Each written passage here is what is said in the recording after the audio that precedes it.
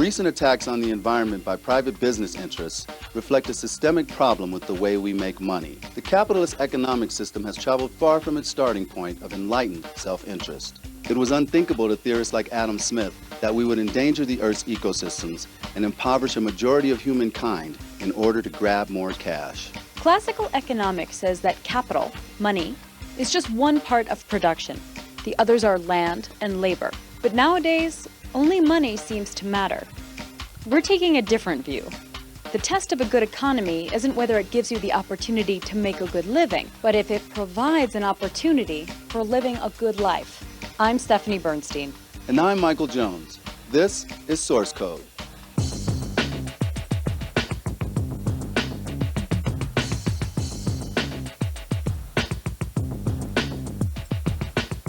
Today's Source Code asks, is another economy, an environmentally sustainable economy, possible? Hear from Hunter Lovins on natural capitalism, an economic theory that attempts to take everything of value into account, including human resources and living systems. Then, what would you do if a toxic factory set up shop in your backyard? This group of local activists is taking on the multinational company Cemex. Artist Roxy Payne and critic John Yao present an installation piece addressing industry's devastating impact on land. But first, Source Code brings you an exclusive report from the recent World Social Forum in Venezuela, where indigenous people are fighting international coal companies and where Chavez is promising to shift the oil wealth to the people.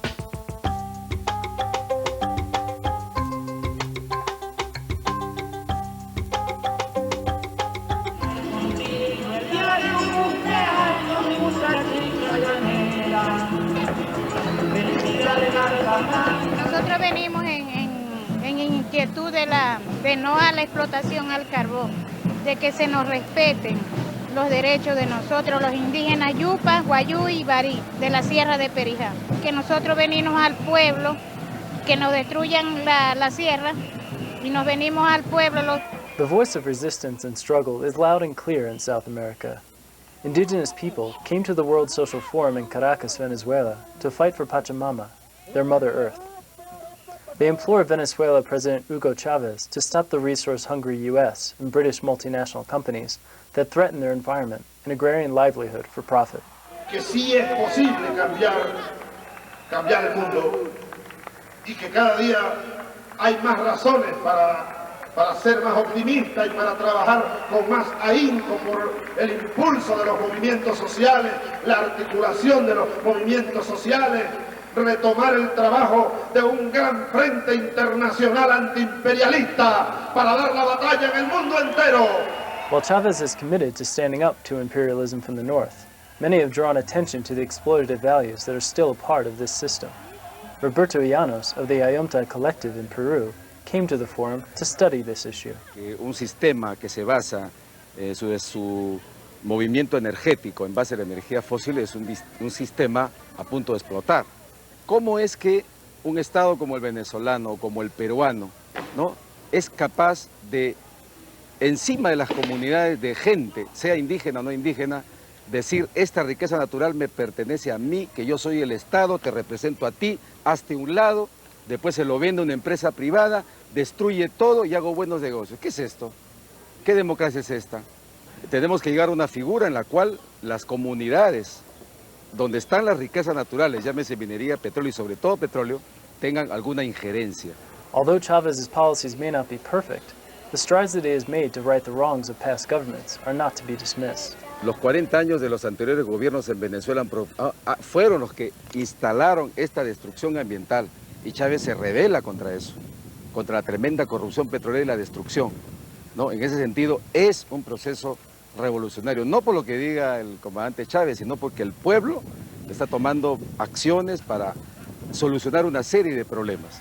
As Venezuela has been a hotbed for social activity, holding the World Social Forum in Caracas is an exciting aspect for its 100,000 participants. Medea Benjamin and her organization Global Exchange have experienced the vibrancy that local activism has provided. This is the hub of revolutionary activity for Latin America. When we started going to the World Social Forum 6 years ago, we talked about another world as possible, but we didn't really know if it was going to happen in our lifetimes. 6 years later, it's happening. It's happening here in this continent. It's happening here in this country because Hugo Chavez has oil money. They have billions and millions of dollars. And so they can invest it in social programs, teaching people to read and write, bringing 20,000 Cuban doctors here, going to Bolivia and saying to Evo Morales, we're going to help you eliminate illiteracy in your country, going to Argentina and say, we're going to help you pay off the IMF debt. While these advancements are to be applauded, many in Latin America feel that social change tied to northern oil consumption is unacceptable. Oil extraction has had an enormous impact on their lives and on the environment, particularly with the continued contamination of life-sustaining waterways, such as the Río Corrientes. En el río Corrientes, que es en la frontera norte del Perú, existe el pueblo Achuar, ¿no? Son 10.000 personas que viven en un río que va al Amazonas. Ahí se ha explotado 30 años la empresa Occidental Petroleum Company, Oxy, ¿no? Que creo es de matriz norteamericana. Han producido una profunda destrucción que se manifiesta en que los campos petroleros han ido envejeciendo y hay más agua de desecho que petróleo. El agua de desecho son sales con metales pesados. Más o menos se calcula el tamaño de 5 estadios deportivos o coliseos para 50.000 personas. 5 se vierten diariamente, 5 volúmenes de sal de ese tamaño a este río.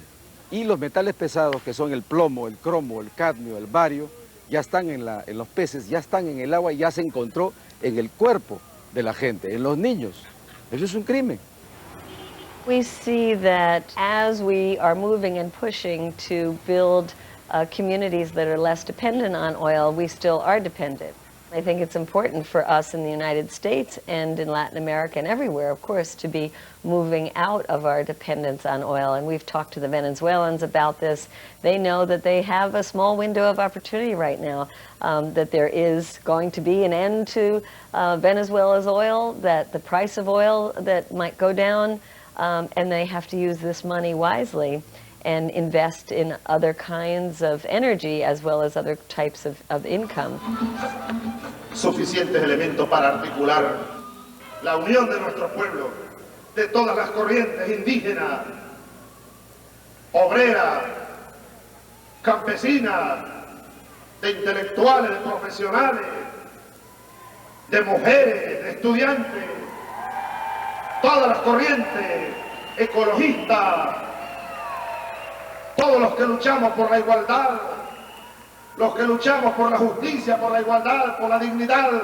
Llanos and others promote Chavez's move to unite all parties, but warn that any true revolution must embrace sustainable principles if it is to succeed. Las revoluciones no son felices eternamente, pueden detenerse y regresar hacia atrás. La revolución avanza profundizándose, de no apostar por un proceso en el cual el petróleo no siga siendo el eje que mueve a toda la vida, la economía y la política. I think the obstacles are more around all the demands and trying to weigh the different demands, because it's the immediate needs now for food and housing and healthcare versus the longer-term needs in a country that's so unequal in terms of the share of income that has been going to the poor. The variety of ideas for social change is rich at the World Social Forum, and Llanos brings to the mix an alternative to the predatory model of capitalism. He offers the wisdom of the indigenous way of life and their value system based on collective rights and community empowerment. El capitalismo nació como un imperio, es consustancial al capitalismo dominar al resto del mundo. Por mi parte, en mi experiencia, los pueblos indígenas originarios son una base de esperanza. No digo que sean perfectos, ni que no tengan defectos, ni que sean los únicos, pero esa forma de vida ha producido otro tipo de propuestas. Entonces la idea de derechos colectivos ambientales y derechos colectivos para pueblos, nueva forma de vida en la cual la diversidad cultural, sexual, ambiental sea el eje de esa organización. Una forma diversa, que no es la forma que hoy tiene el sistema capitalista ni que tuvo el socialista burocrático. Entonces hay esperanza porque creo que la juventud ya ha pescado esa idea de diversidad.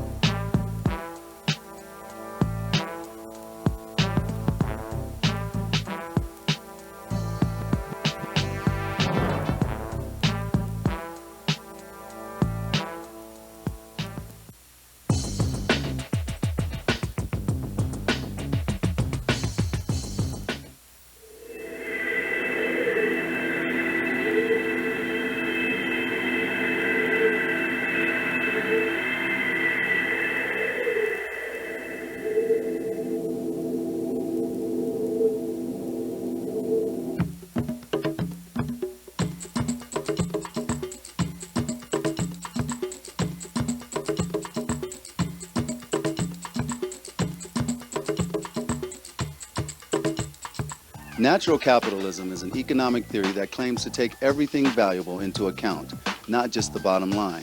SourceCode's Tom Henwood talks to alternative economist Hunter Lovins about how the way we have created wealth since the Industrial Revolution no longer applies. I'm here with Hunter Lovins of Natural Capitalism Solutions. And Hunter, you wrote a book, Natural Capitalism, Creating the Next Industrial Revolution, with Paul Hawkins and Amory Lovins. Can you talk about some of the principles of natural capitalism, the principles outlined in this book?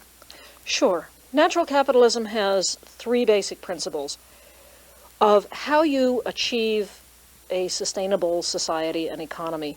The first is to use resources, anything taken from the earth or borrowed from the future, dramatically more productively. You do this because right now it's profitable.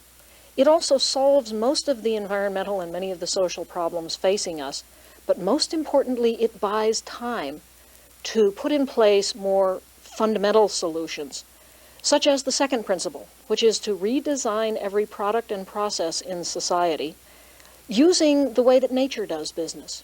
Nature makes a wide array of products, delivers a lot of services. Nature, for instance, runs on sunlight. It has no waste. The output of any process is food for some other. The third principle is then to manage every institution, every company, so that it is restorative inherently in how it does its business of the forms of capital that are in short supply in today's world, and that is the human and natural capital. Can you talk about the human and natural capital? How is this different from a capitalist system that's based on resources? Capitalism today is ignoring that human well-being, and indeed the well-being of life, is dependent on at least two forms of capital: human capital and natural capital. Now, human capital is more than just an accessible pool of skilled workers, which is what people tend to define human capital as. It's also intact culture. It's the transmission over time of adaptive values. It's the social aspects. It's why we all get up in the morning. That's all part of human capital. Similarly, natural capital is not just extractable board feet of timber that you can cut down and sell and make money on. It is the intact ecosystems that deliver to us services such as a stable climate, such as the cycling of nutrients, the hydrological cycle that brings water, the ability of the planet to absorb and detoxify society's wastes. None of this is on anybody's balance sheet. So we're treating it as if it has a value of zero. Capitalism, as we've been practicing it, is it's endangered because as we undermine these ecosystem services, we undermine the ability of business to exist on the planet. It's beginning to be a business case for behaving a bit more sustainably. So sustainability could be a profitable venture for a company. Done right, it's a very profitable venture. And what's interesting is that the companies that are practicing this sort of an approach are finding that it cuts their costs, it enhances their brand equity, it drives their innovation, it makes them the kind of companies that the best talent wants to come and work for. It enhances every aspect of shareholder value. So far from sustainability being an added cost onto a company, it's actually better business. What would a world look like where natural capitalism was the dominant model instead of maybe the global capitalism model that we have today? We would have a high quality of life.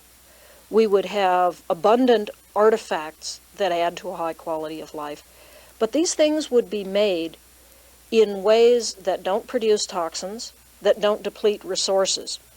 When we're done with them, they would go back to the manufacturer to be remade into the same or different products. So we will have eliminated the concept of waste. The world would run on renewable energy, because that's the energy that we can durably have. We would think a lot more about what it is that we want. What does it mean to be happy? What does it mean to be human? What does it mean to be fulfilled? This is perhaps really the only ultimate form of capital. All that we have as human beings are our lives, our time. How are we spending that time?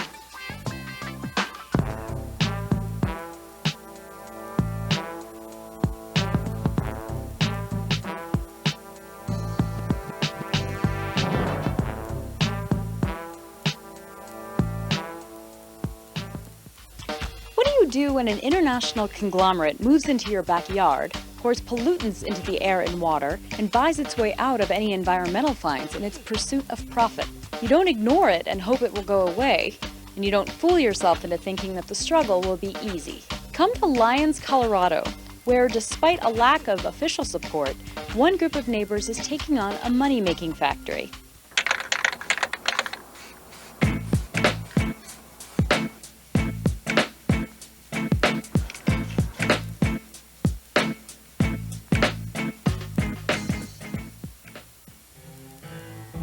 In the world of global business, big companies get big by buying their way into just about every out-of-the-way town. That's what the world's most aggressive cement company is doing. Mexican-owned Cemex bought up the Old South Down factory here in Lyons, Colorado. The same business practices that vaulted Cemex's owner onto the Forbes 2005 list of the world's most wealthy have spurred local activists to organize. Cemex is a multinational corporation that produces cement all around the world. Cemex has been a problem for the residents of Lyons for the past 10 years. A loose coalition of groups like Ann George and the Friends of the St. Vrain River Valley became active to monitor and attempt to clean up the plant. I view Cemex as a company that's very wealthy, they're very well connected, and they're ruthless. Richard Cargill volunteers with the St. Vrain Valley Community Watchdogs. The watchdogs have been instrumental in bringing official attention to a plant that has polluted for years. The major threat in the 1990s was from the fugitive dust clouds. And these particles can lodge in people's lungs if they're inhaled and cause asthma or pulmonary problems. When residents were worried about their health, the watchdogs found a whistleblower, got him to record inside the plant, and they called in the state. The whistleblower provided us with 3 hours of video footage. After that footage was delivered to the state, Paul Card, the state inspector from the Air Pollution Control Division, came out and did a series of unannounced inspections at the plant. As a result of that, an enforcement action was levied against Cemex. Cemex was fined $282,000, the largest fine on record for air quality violations in Colorado. While toxic dust emissions have dropped substantially since that action, the company continues to illegally burn toxic solvents and waste oils, and activists say Cemex routinely misleads state inspectors. One of the main problems that they've had at the plant, in 2004, they had 72,000 separate incidences, cited violations, where they burned their kiln temperature too high to create dioxin and furans. It's an average of every 8 minutes. So pretty much for the entire year of 2004, they were in violation of state health standards. Cemex has multiple violations over a long history and period of time, and the community feels that they cannot trust the plant to be a good neighbor. Trust is getting harder to come by since Cemex has announced a move to more efficient fuels than coal. They're getting ready to burn tires, and the people of Lyons are preparing for yet another battle. I'm concerned about the cancer-causing toxins that are released in the air. And these toxins will not only cause cancer, they can cause reproductive disorders, nervous disorders. There's a lot of young families moving in here. Toxins that are going to be released from the coal and the tire burning, these are bioaccumulative. So we eat, drink, and breathe them into our skin, and they get passed on to the next generation.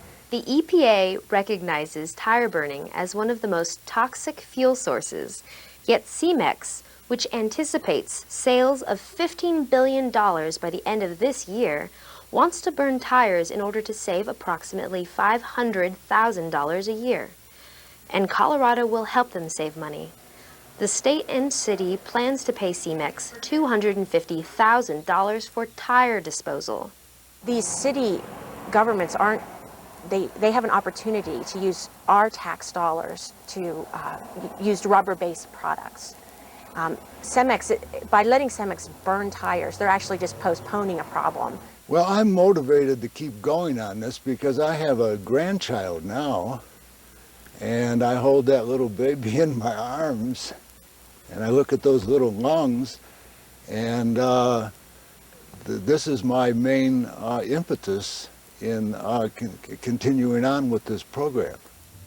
To find out more about lions' struggle with CMAX, go to stbrainwatchdogs.org or coloradocitizens.org. And for help keeping local companies responsible to people as well as the bottom line, go to corpwatch.org.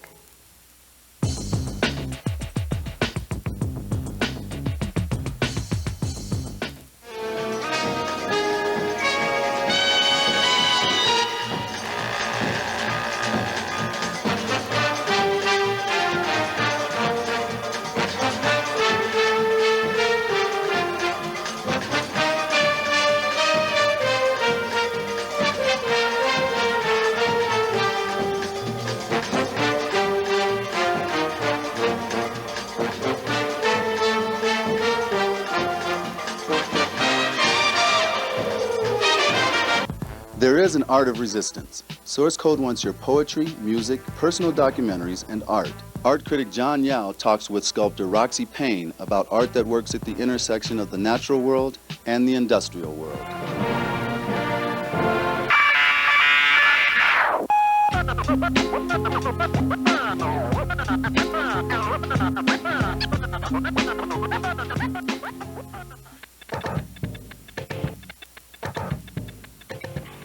Industrial and geologic, industrial and geologic, industrial and geologic and colliding geologic time, industrial time.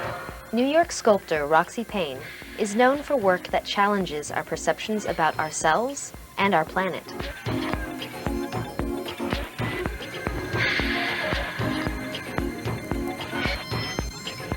In particular, he examines the relationships that pit the forces of nature against the forces of the machine. His new piece is entitled Erosion Machine.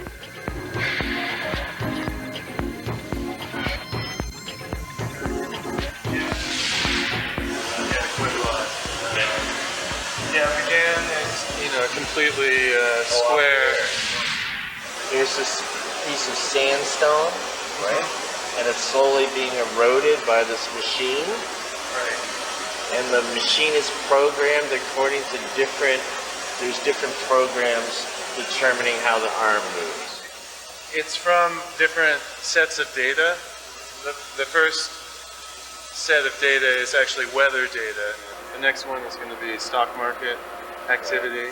That data is used to determine how the arm moves over the surface.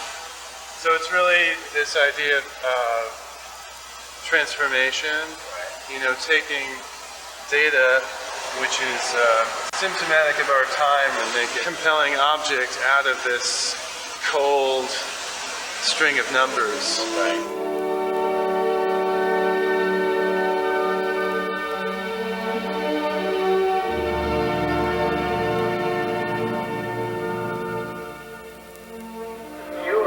Person looking at it become aware of time. I mean, what kind of time does any one of us choose to live in? Right? Do we only want to live in industrial time and gear our whole life towards that? Or do we want to live in another kind of time that's more contemplative? Yeah. And then how does one go about doing that? Yeah. Within a world that really only wants efficient time. This idea of colliding, geologic time and industrial time. These two opposite ideas of time. Right. Colliding them and then, seeing what results. Right.